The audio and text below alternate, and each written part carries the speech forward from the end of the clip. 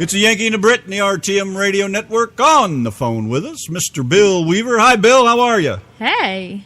Doing great today, guys. How are y'all? Oh, having a blast over here. Doing what we do best, I reckon. I'm parked in Laramie, Wyoming, sitting here writing on a song I've been working on for a while. Well, that should take up plenty of extra time. Oh, yeah. Yeah, I've worked on this one for about 4 months and haven't got the ending of it yet, so trying to come up with ideas. So I was hoping maybe y'all would give me the end of it. Save me some trouble. Yeah, well, of course. We'd be glad to. You wouldn't like the end of the song that we'd make up. No, I've made up some dandies. I have made some dandies. I need to call Tony Justice up every time I'm on the phone with him. He's telling me a new song he wrote. So I need to go to him and see if he can finish it for me. Where do you get the ideas for your songs? And they just really come out of nowhere, Randy.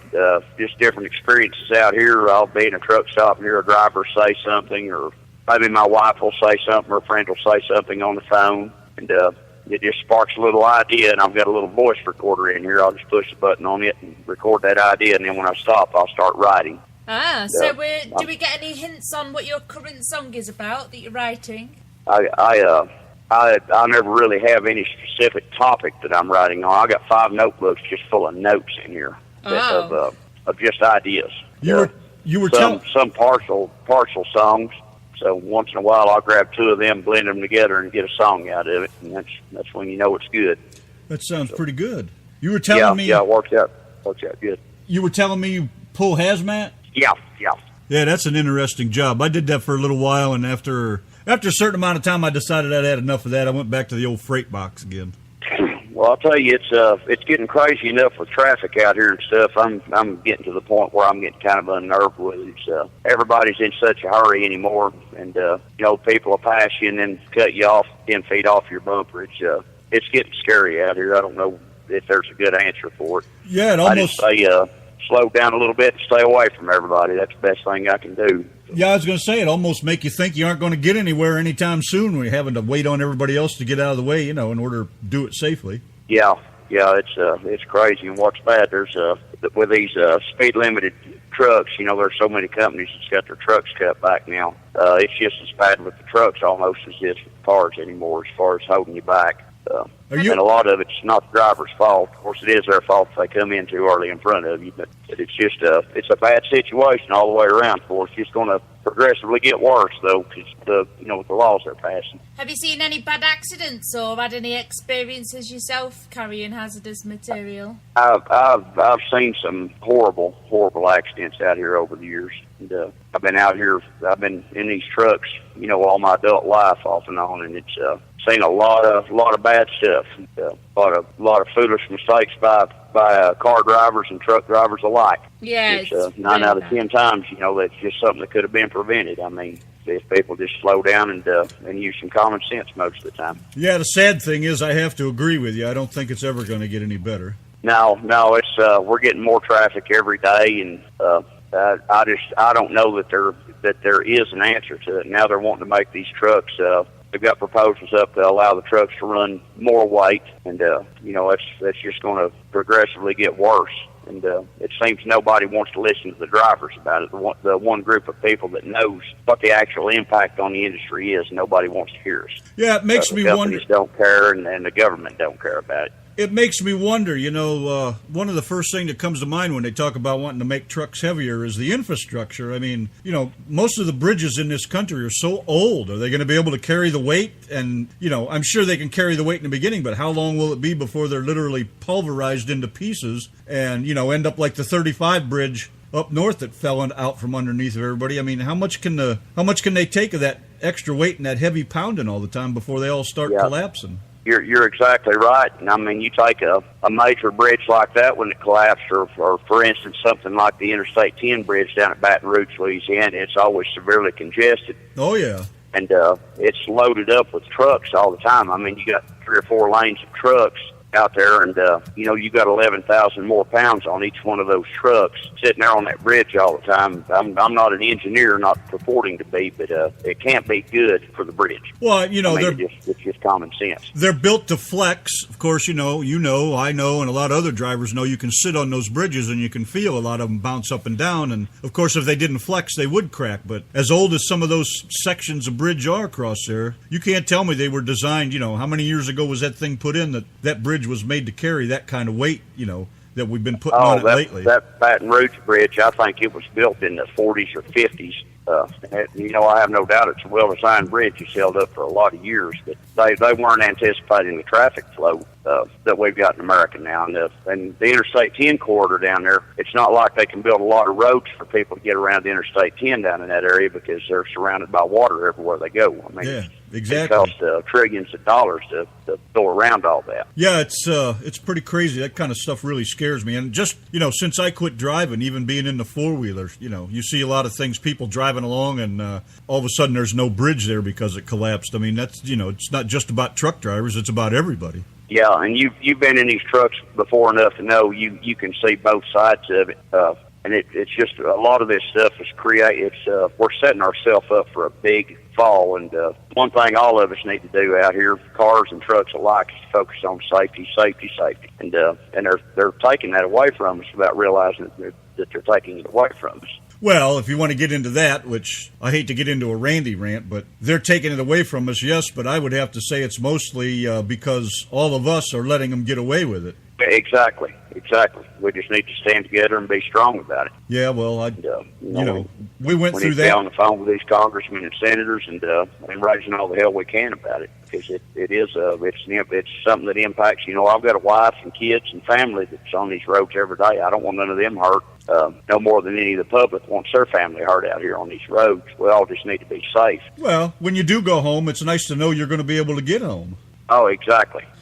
And people are so oblivious on the roads today. We see every single day people pulling out in front of our truck, and they have no idea that we're even there. It's they're too busy on the phone. They're just, and that's not just truck drivers. That's car drivers.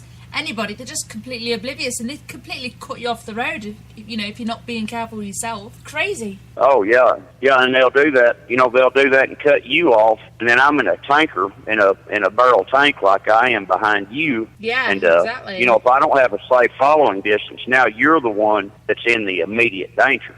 That person has put you and your family in immediate danger. Yeah. Yeah, and it also ends up you being the one at fault if you do hit them, because now your assured clear distance is gone because of their ignorance.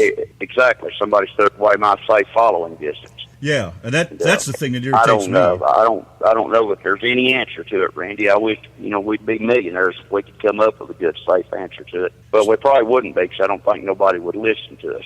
Well, we could probably not. But we could refix that. We could set the clock back about 30 years and start over. You bet. They raise the legal age to drive to about 40. And cut it off at about 41, and it limit how many of us were on the road.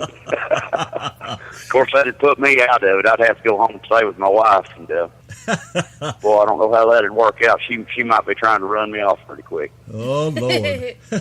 Hey, Michelle wants you to say hello to her. Hello, Michelle.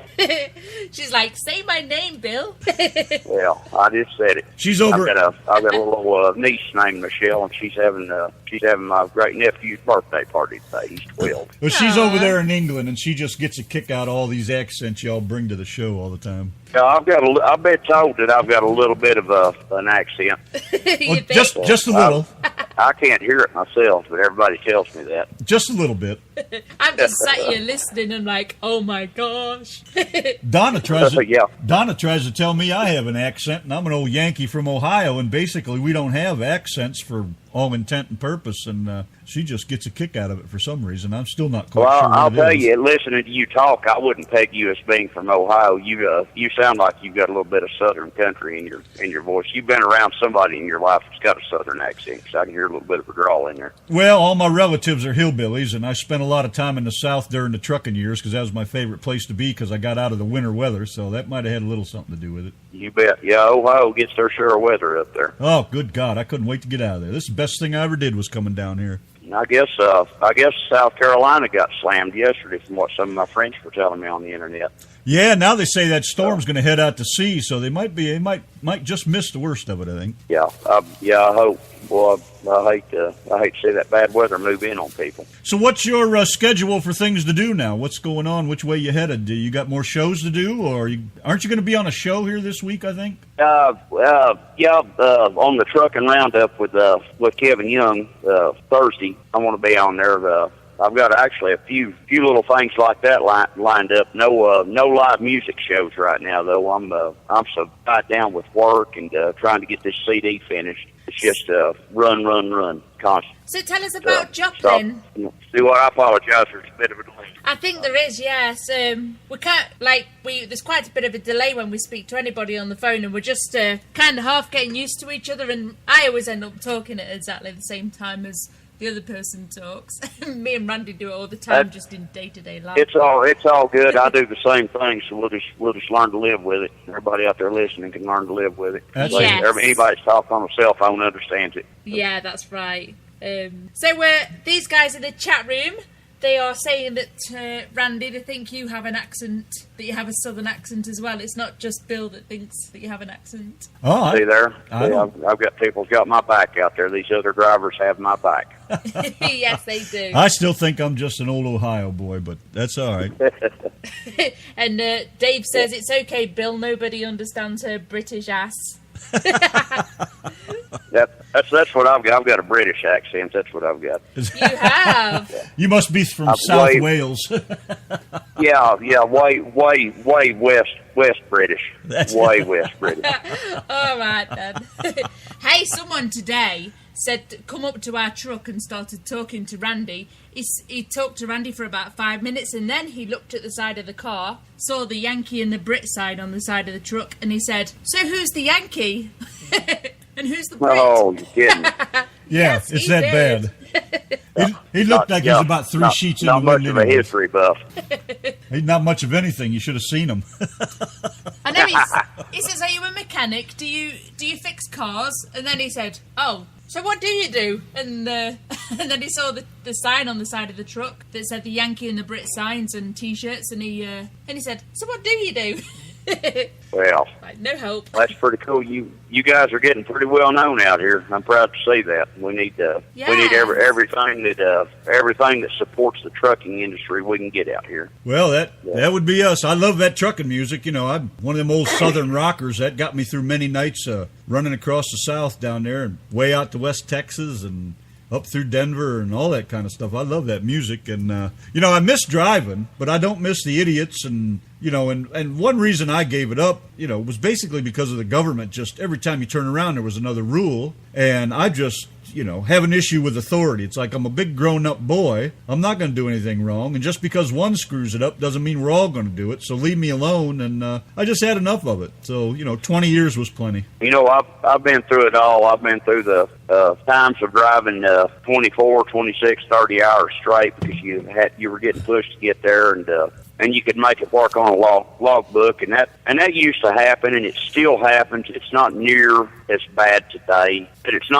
they haven't saved that because of regulation. Just people have, we've got better equipment now, more comfortable equipment. And I'll just be honest with you, I'm on e-logs and I'm in a speed limited truck, and I've got my pros and cons about both of those issues. But I'm in an age now. I like to stop and get my rest. But that's me. That's a personal choice. After 11 hours of driving or so, I'm ready to stop and take some time off.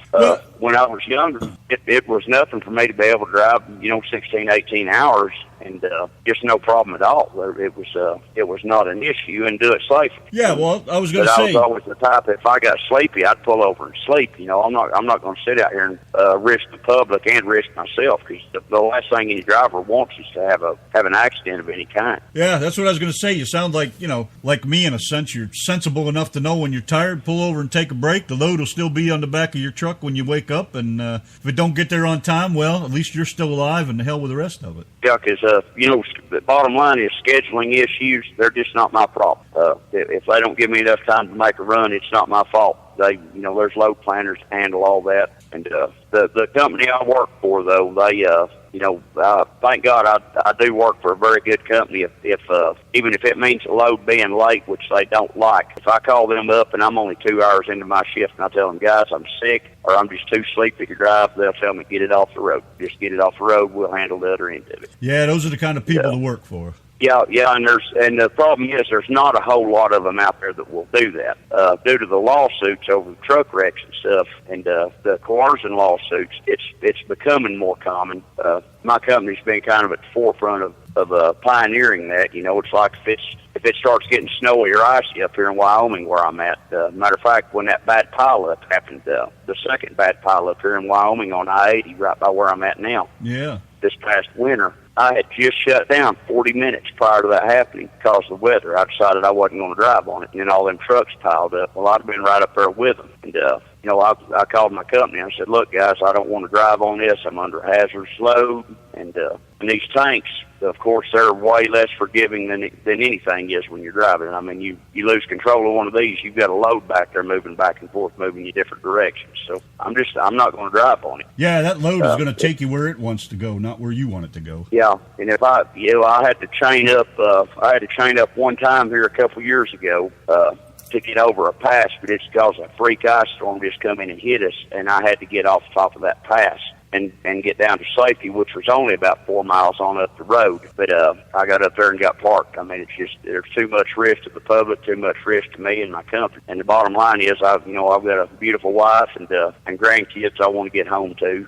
And it's just that simple. No sense in being foolish with it. 'Cause if you're rolling, it's not going to get there on time anyway. So you got some stories about Joplin? These guys in the chat room asking. Where could I start on Joplin? Somebody asked about that. Us Brits don't care what you talk about, really. You could recite the phone book and we'll all be drooling. But for the Americans, they're all used to your kind of accent. But so yeah, tell us about Joplin. Yeah, I'll tell you what, that is the neatest. I've got to say that is probably, as far as just going and doing something, that Guilty by Association truck show was probably the most fun thing that I have done in probably the past 20 years. Wow, what did you get up to? Just all the drivers.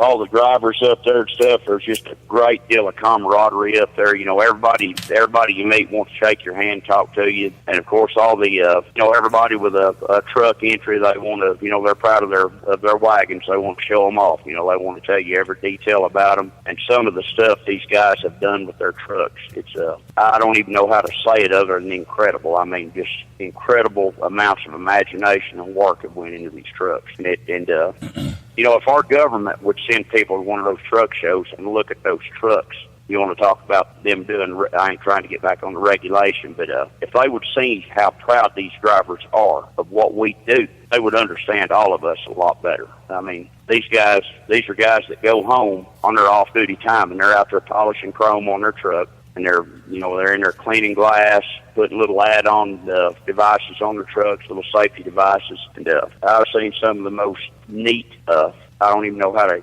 describe it, just different effects put on trucks up there. It's probably I've just never imagined. It's probably pretty safe to say, you think, that a lot of those guys that put that much money and time into their trucks, they're just as good a driver as they are about how they take care of the rig? Oh, I'll guarantee you can tell a lot about a driver by looking at their truck. I've always said that, and we do have some ragback drivers out here. I mean, everybody's got to face that. Any driver out here knows that. But you look at a driver that keeps his truck all polished up, keeps it clean inside and out, takes pride in it. He's going to take pride in keeping his paperwork correct and doing what he can do to stay within the law and do it right. That's the kind of people we need out here. That's what we need. We need to be putting a positive image out there to the public. That's what they need to see out of us more than ever. Exactly. I couldn't agree more with that. So did you perform at the Joplin Guilty by Association? I did not. I went up there. My buddy Tony Justice was playing up there. And the truck show was actually only about 180 miles from where I live. And I had arranged to come home, and I wanted to go up there and spend some time with Tony and watch him perform. And just mainly what I done was palled around and visited with everybody up there. And it was kind of nice. Just went around and probably shook 1,000 hands, and I can't begin to tell you the number of pictures that Carol Ann and I both took and had taken with people. And met some really great people, seen some people I knew, and oh, what a blast. It was just, man, I wish it was still going on. I would be calling into work sick every day until it was over. Now, that's not a responsible truck driver. Yeah. Well, I never said I was responsible. I'm safe, but I don't claim to be responsible. Now that was a really well organized event and it was designed for anybody from 2 years old to 102 years old. I mean, there was something there for everybody. Where was it? Was it at a fuel stop? The main body of it was down there down by the Flying J and Petro there. They moved the Tony's performance was down in town down at 7th and Main Street, but they had all the trucks down there, of course, at the truck stops and at the Four States Trucks Chrome Shop Mafia offices down there. Is that where Tony had his truck set up in the middle of the street? He had it. He had it on display down there. Actually, Everhart, the company he works for, I think they had 5 trucks down there, and all of them absolutely immaculate. I mean, these trucks you could have eaten scrambled eggs off the floor of any one of them. I mean, they're like brand new. And the people that own that company, that's how they keep their equipment. That's how they keep their drivers. They want their drivers to be that way. And all them boys take pride in their rigs. You know, there's some of them that's company drivers, and they spend time working on their trucks constantly, making sure everything's right. What do you know? Absolutely magnificent trucks. What do you know about the tribute truck? Oh man, I was just on the phone a while ago with Thomas.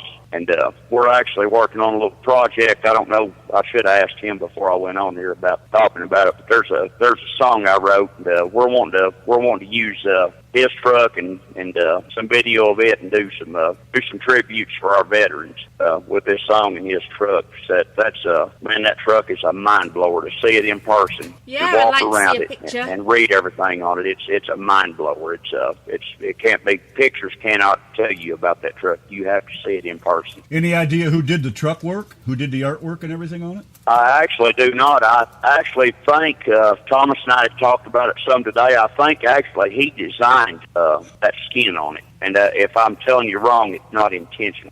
He had said something that led me to think that. But if you go around that truck in a circle, it goes through progressively from the foundation of the United States all the way around to the present day.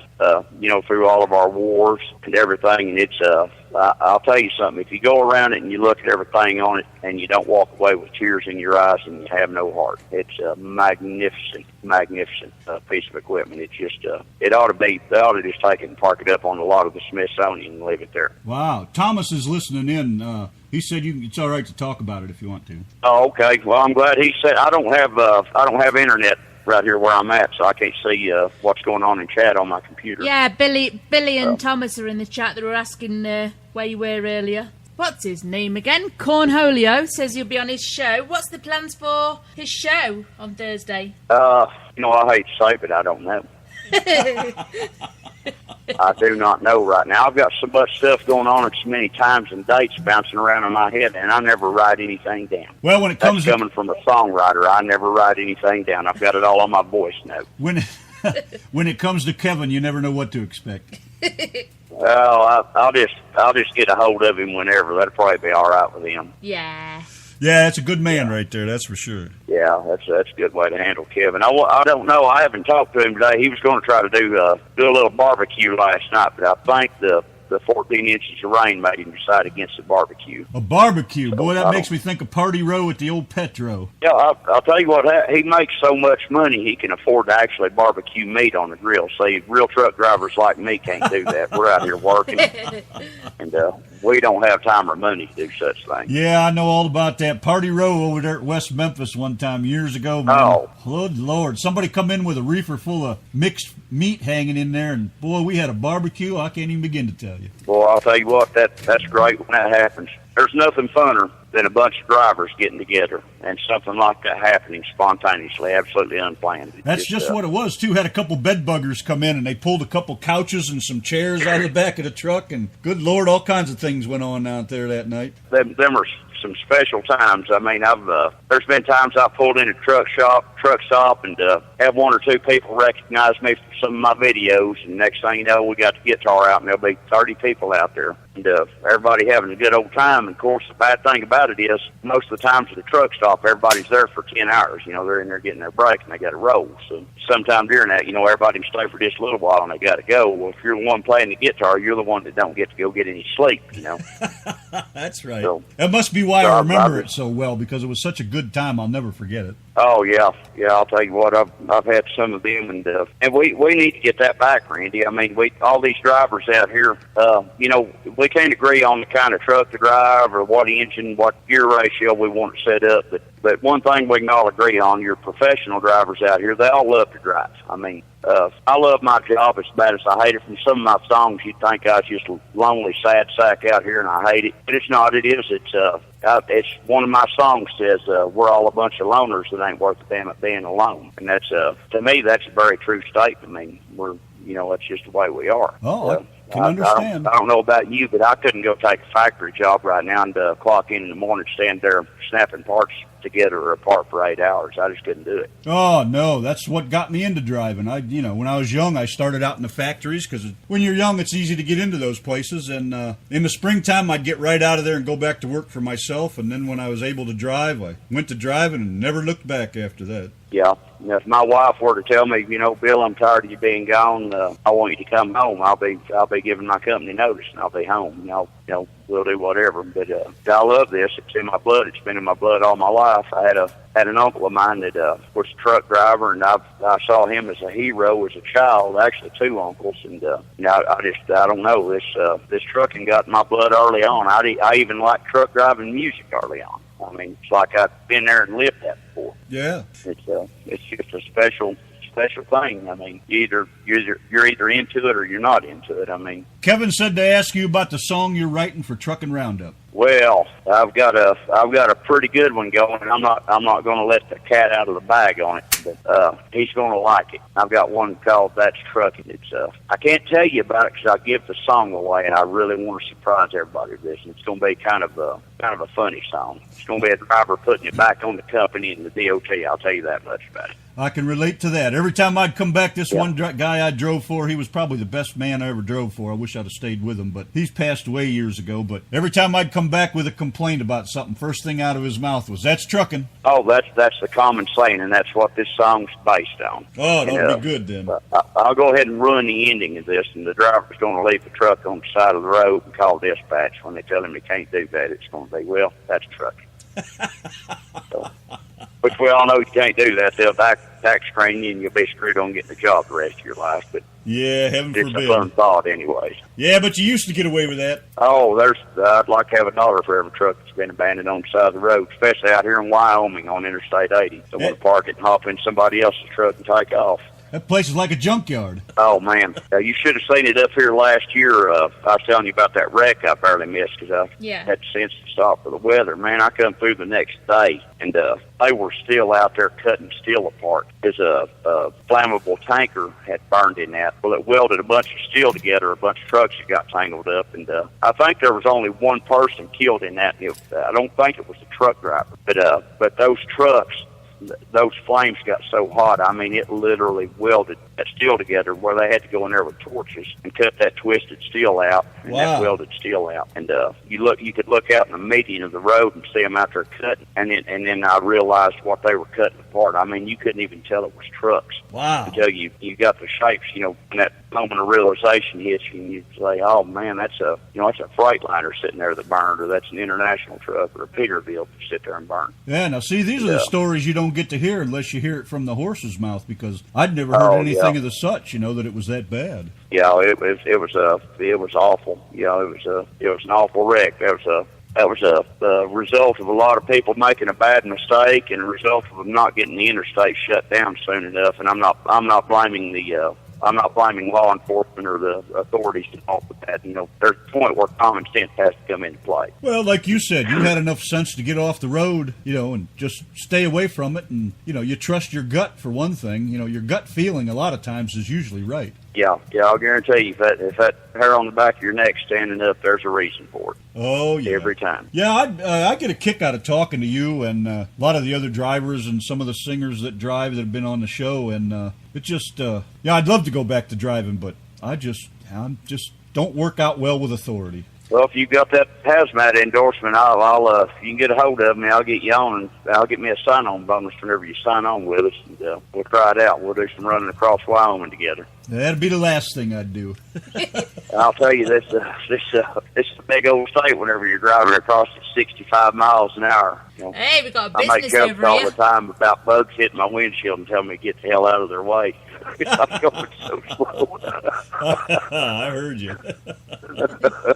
Oh, man. So what's next on the list? You headed, what do you got planned for the future? Anything exciting? Well, we're working on the CD right now, and I don't even have really a projected completion date for it. Every time I've thrown a number out there, it's backfired on me. So we're working on it as I can work on it, and of course, going to be out at Matt's in March, and go out there and shake some hands and visit some people. Hopefully, I'll have a CD that I can hand out to some people out there. What Yes. exactly? What's on the CD? Is it all your own written music? Yeah, it's going to be 100% originals. Yeah. Great. That's And even I might change my mind before then and put one cover song on there, but I'm not particularly fond of doing cover songs, because if it's a cover that I like, all I feel I can do is copy. You know, if it's a Merle Haggard song, well, Merle Haggard sounds damn good to me, or Waylon Jennings. I can't do anything to change that song and improve it any. So I'm not big on doing covers myself, and a lot of guys can pull it off, and I'm just not one of them. So I've kind of got a unique, different style. I'm somewhere between the country and the blues, and somewhere between Marshall Tucker and Leonard Skinner with most of my stuff. And I've got to kind of write my own stuff to fit my own genre of music. Boy, that's some good stuff right there, too. You're running right up there with the big dogs. Oh, I love that stuff, man. That's some of the best artists in the world. I mean, Marshall Tucker, the Allman Brothers, Skinner. How can you top that? Well, that's what I was talking about earlier, about running across the South, listening to all that Southern rock. That's just the kind of thing that made me like to run with a hammer down, running through the backwoods of Mississippi and having a good time. Oh, yeah. Have you guys had a chance to see the show called Muscle Shoals yet? No. Muscle shows. Muscle Shoals. What? I'll explain it later. It's about Muscle Shoals, Alabama, where Southern rock started. Can you say that slower? MUSCLE, like a muscle on your arm. Shoals, SHOALS. Shoals. Yes. Shoals. Yeah. What's a shoal? And Okay, you guys are gonna have to translate. What's a shoal? shoals is a shallow, rough spot in water. There'll be some rocks sticking up in water, and shallow water runs over it. It's a real rough spot. I'll show you some pictures. Shallows. Shoals. Shoal. Well, you might call them shallows over there. Here you're talking about accents, and here you go. You can't even understand me saying shallow. Randy, I feel for you. If you ever need somebody to talk to in the middle of the night, you got my number. You can call me up. You might be getting a call here right after the show. Yeah. But that show is about the Muscle Shoals sound and how it came about, and a lot of your great a lot of your black mid-level blues artists from the South come out of there. Wilson Pickett, a lot of the greats, and Dwayne Allman. That's kind of where he perfected his skill at with the slide guitar, and that show goes all through that. And I'll tell you, that's the best money you'll ever spend in your life is buying that DVD and watching that show. I'll bet you'll watch it 10 times if you watch it once. Yeah, I'll have to find that. That I'm sounds lost. very interesting.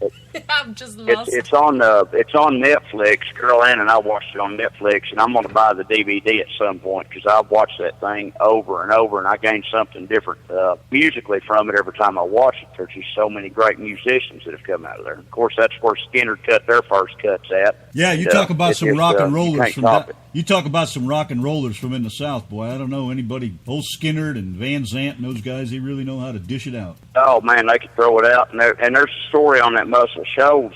Greg Allman's on there talking about Dwayne, you know, his brother. Of course, is long dead now, but he said he had talked Dwayne Allman into going horseback riding with him. Dwayne had never ridden horses, and they had to go up a hill onto a paved piece of road, and he told Dwayne not to let that horse slip because he'd fall down when he hit that pavement. They was going up a steep bank, and then the horse stumbled, and he fell and broke his left arm. Well, the guitar picker, which Dwayne was an incredible guitar picker, that's your worst nightmare, is breaking that left arm and that hand, you know. Absolutely. And he shattered it, and it's all casted up. But he wouldn't talk to Greg Allman, his own brother. He was so mad at him about helping him get his arm broke. He wouldn't talk to him for several weeks. And one day, Greg took a record, and I can't call the name of the blues record he took over there, and a bottle of Coricidin. I don't know if you guys remember the old Coricidin pills. Oh, yeah. That were in a little glass bottle. But he took them over there and left them on Dwayne's porch, knocked on his door, and got his car and left. He said about 3 hours later, Dwayne called him up, and he said, "Baby brother, you got to come over here and hear this." And said he went over there, and he had soaked the label off that Coricidin bottle and was playing that guitar with that slide with a cast on his arm. How many of those pills did he take? Tell that story. Now, he probably took that whole damn bottle of Coricidin before he done that. But, yeah, I'm thinking. But he was playing the fire out of the slide guitar, and that's what he got into. I mean, that wound up being his biggest claim to fame. It's a crazy story, but it's told by his own brother. I mean, it's just the truth. Yeah, that's pretty wild. I got lost at Shoals. I was like thinking, what's that got to do with the horse? Did the horse break its shoulder? Donna's still trying to pronounce the word shoals. Well, we're having trouble with her over that. Maybe you just need to get her off the show and straighten her out, Randy. And me and you'll talk. Tell her to go back there and perfect her hillbilly accent a little bit more. I think I need to. Yeah, you're way Eastern hillbilly. I can't wait to hear the Trucking Roundup show. There's going to be you talking, Kevin talking, Brad, Cheryl. I mean, Cheryl talks strange. Can you imagine? Can you imagine her British with a Jersey accent? A Jersey accent. I'll tell you what, if we had one true Jerseyan in here and one person from the Bronx, New York, we could have a field day just arguing about accents. Are you kidding me? That'd be fantastic. I can get up there in that part of the country, and I have had people offer to buy me a cup of coffee just to talk to them so they can hear me talk. Well, be glad you're and not. I'll say something. They'll say that again so we can hear you say it again. You know, it's just hilarious to them. Be glad you're not over there in the UK right now. I think Michelle'd have you sitting there about for the next 2 weeks or so. Well, who knows? I might wind up over there. Hopefully, I get this CD out. I'm gonna push that market pretty hard over there. So I've got a lot of friends in the UK and in Ireland and Australia as well. She'll say, "Hey, Bill, won't you come and sing to me and cook for me?" And just keep talking. Yeah. Talk about anything. I can't understand you anyway. You bet. If I got green dollars, I'll do it. Don't think I won't. Yeah. There you go, Michelle. Those saying, cash talks, everything else walks. So.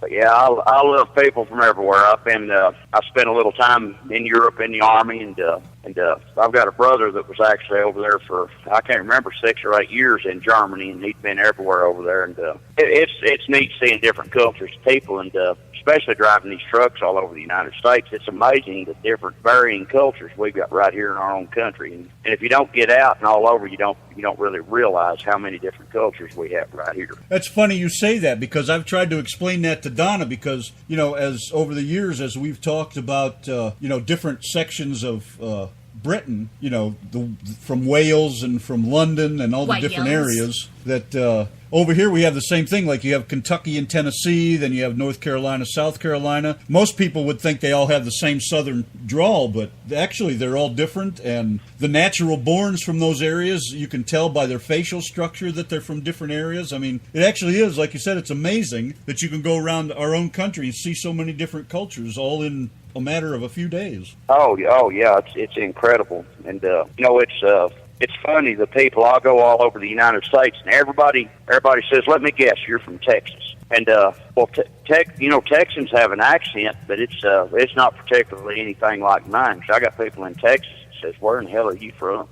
Where are you from? And I'll tell them Arkansas, and they'll explain that. Well, I live in North Arkansas. That's where I call home. Little town, believe it or not, called Flippin, Flippin. That ain't too close to Hope, is it? The where? That's not close to Hope, is it? It's I'm about air miles. I'm about 130 miles. It'd be northeast of Hope. Straight, if you went up from just west of Little Rock over at Conway on I-40. If you went straight up, drew a straight line up towards Missouri, I'm right up on the Missouri line. Just wanted to make sure you didn't go to school with Bill Clinton. No, don't get me started on that.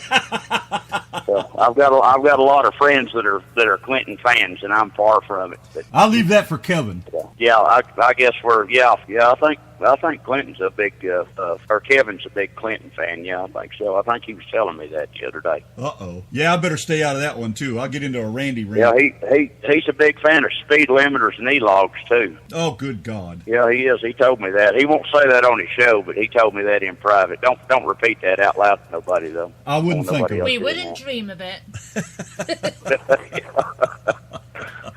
What do you think? Oh, man, we'll get on the phone, and we'll be on the phone for 2 hours talking about this stuff. E-logs, speed limiters, and all this regulation. You get up fired up on that pretty quick. Save all that for Thursday. Kevin's hoping you've got something interesting to talk about on Thursday. Yeah, I'm going to come up with something. I think I'm just going to make up some stuff. Yeah. Got a notepad here. I think I'll just make up some stuff. Might be about you. I don't know. You wouldn't do that. I would, trust me.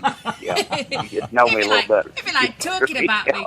Well, I hope we're not stealing all of Kevin's thunder, that's for sure. But I always say I'm not prejudiced. I'll attack everybody evenly. That's right. You've been talking about me and I wouldn't know about it. I'd be like, it sounds like the guy from Simpsons. You know that hillbilly of The Simpsons? You mean Hank Hill? Yeah, that's the one. I'd be like, hey, just keep talking. Well, I guess I'm honored. Kevin's been playing a lot of my music on his show and stuff, and I'm really honored by that. I'm honored that people like it. My heart goes into anything I write. I mean, there's a reason that I wrote it. It's not just trying to fit words together. There's a reason for it, and I love that. Well, I really appreciate that. We like your music. I think it's fantastic, and I guess you guys are going to be talking about Jason's Law, so you should have quite a bit to yak about. Yeah, there'll be a bunch to yak about. We're both from Southern boys, and when it comes to being able to protect and defend yourself, we're big on it. Well, Cornholio sounds like he's. You guys are always talking about how you guys need to get together and do something. I think Cornholio's aiming for changing the trucking industry as it is. So stick with the guy. Yeah. I think if a bunch of us together, I think we can have a positive impact on this industry, and that's the way we need to handle it in positive fashion. We don't need to be negative about it. Yeah. Well, we need to stick to our guns, and if you've got a point you believe in, stand on it, stand by it, and be proud of it. That's what this country was founded on, and I firmly believe that. I'll never back off that.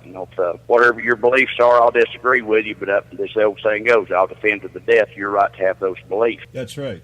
And that's where we're going to have to be. But we're going to have to get the people in power to listening to the people out here that know what this job entails. It's not all fun and games out here like they think, and we're not wanting to run people down and hurt people.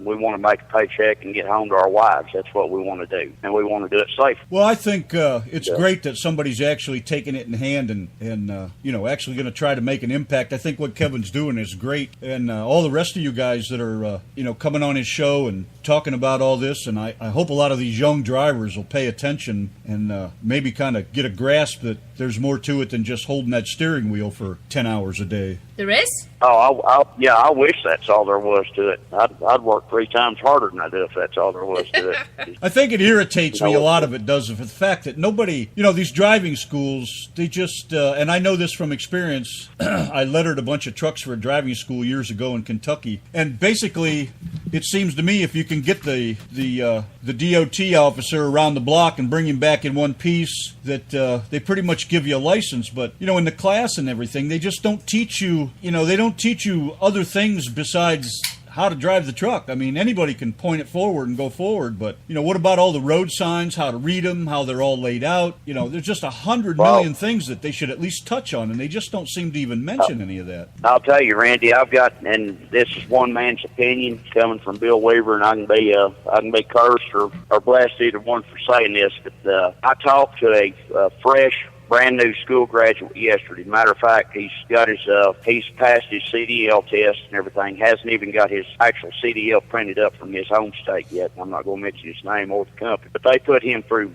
5 days of school. 5 days, and this kid, he's a good kid, and he's a sharp one. Now, he's going to have to go do some actual training before this company will turn him loose on his own. But he has a CDL in hand right now because this is a company that has third-party testers. They're a third-party tester. They test their own students. And that, when you get a man a CDL in a week, you've created a death trap, is what you've done. Yeah, you might as well. Because you cannot possibly learn enough in these trucks in a week. Off and on, altogether, I've been out here 28 years off and on in these trucks, and I still learn stuff every day. Oh, every absolutely, day. Absolutely. And you're going to tell me you can give a man a CDL in 1 week? No, I don't buy that. And it's sad. And I'm not running down all schools, because all schools don't do that. We've got one down at Little Rock, Arkansas. I think it's about an 8-week school, 6 or 8 weeks. But they actually do a pretty good job. My company's hired some of their drivers, and they've made good drivers. But 1 week, and a 5-day week at that. So mental.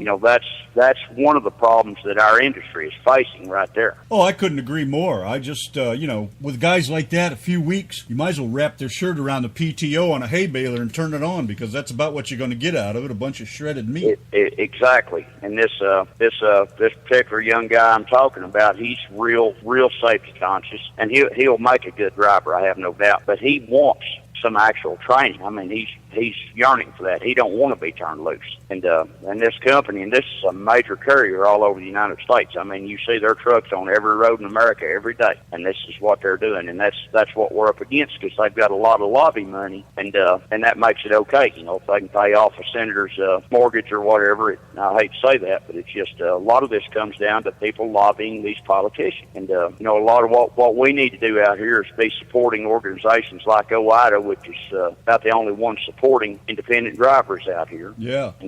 And we need to support one another. No matter what you think of the guy passing you's company, you need to realize all of us are out here trying to be safe and trying to make a living. Well, we need to police each other a little bit. Back in the day, too, you used to be able to hop in the truck with somebody, if you were interested enough, and go with them, and they'd teach you. They'd let you drive or show you how to back up, teach you how to back up. Years ago, when I got my first driving job, I went with this hand who lived in Kentucky. This guy'd been driving shit forever, and he was the kind of guy, he'd slap me in the back of the head if I didn't do what he told me to do. He says, you double clutch this damn thing, and crack me in the back of the skull, and he did it until I got it. And, the guy was a drunk when he was at home, but I'll tell you what, I learned a lot of respect from him, and I learned a lot about driving just from him doing it, because it was his passion. You bet.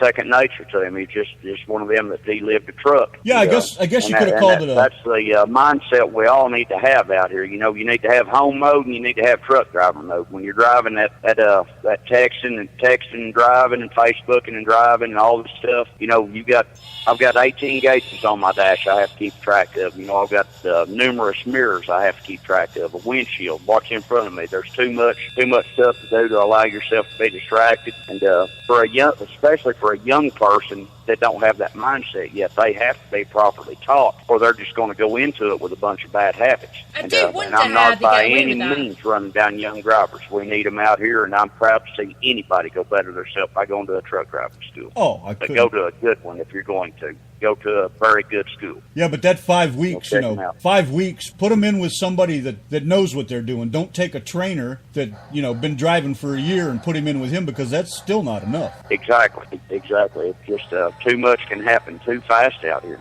what's the deal with Snyder drivers? I'm not from a lorry driving background, so I wouldn't know, but everybody everywhere is always bitching about Snyder drivers. What is the deal with them? About what drivers, son? Snyder. Oh, Snyder? Yeah, what is it with Snyder? Well, they're a very large carrier, and they go through a lot of help, and they hire a lot of young, inexperienced drivers. They're one of the big companies, and I really don't want to personally attack them, because I do know some good Snyder drivers. I mean, and it's like Swift, JB Hunt, all these companies that get a bad rap.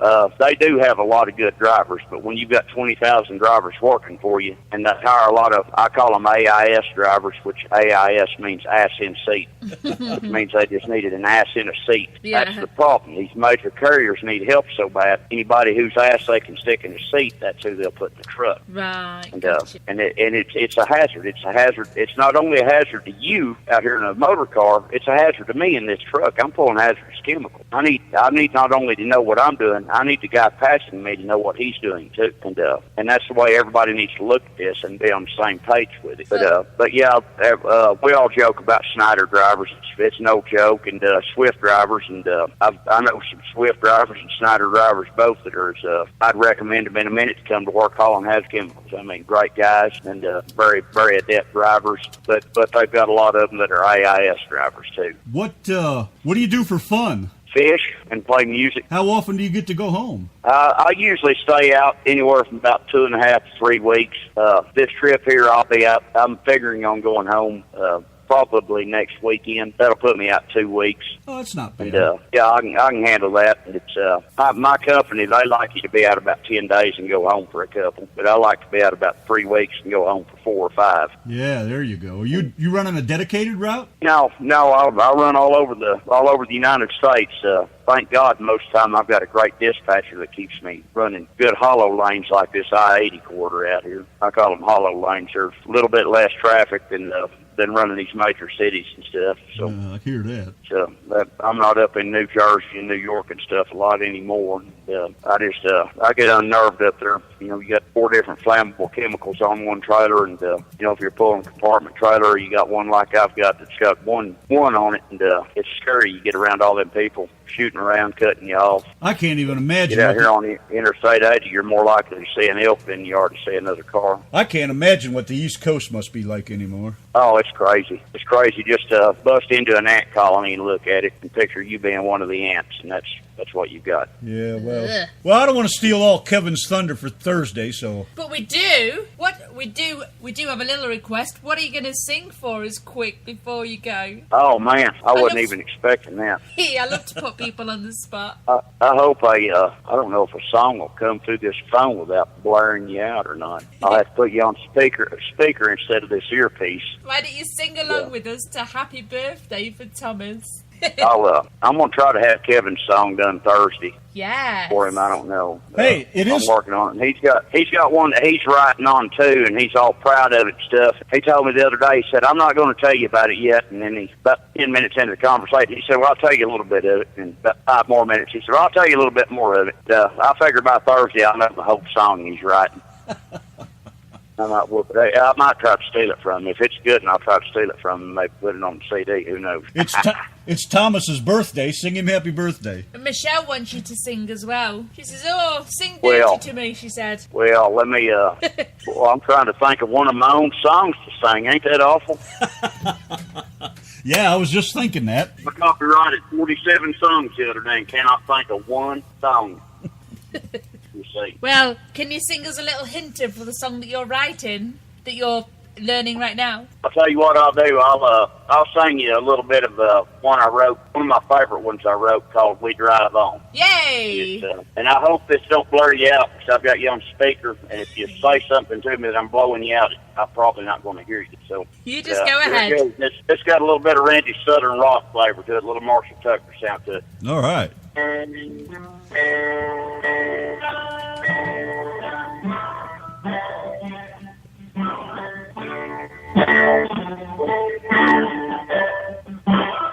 Well, truck drivers make the world go round by driving around the world.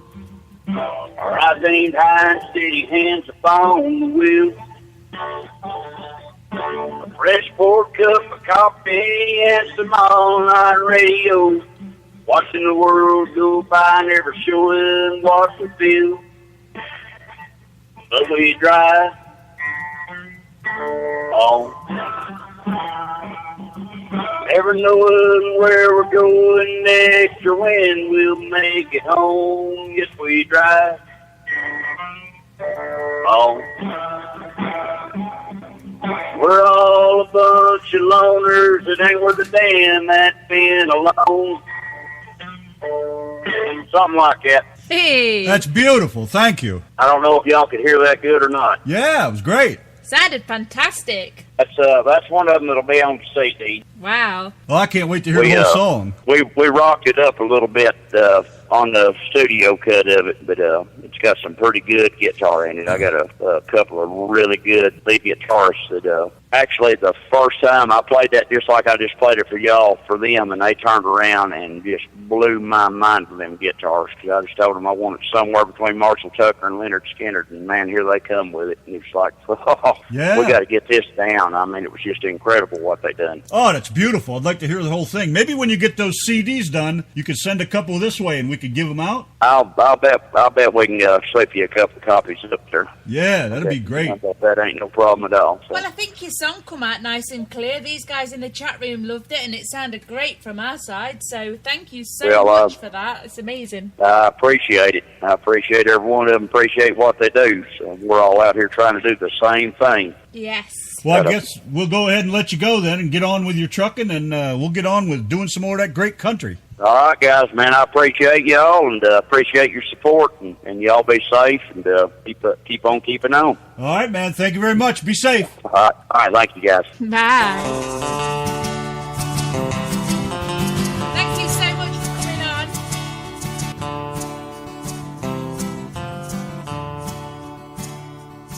Well, I've heard it many times in life, people mocking what we do. We're just hard.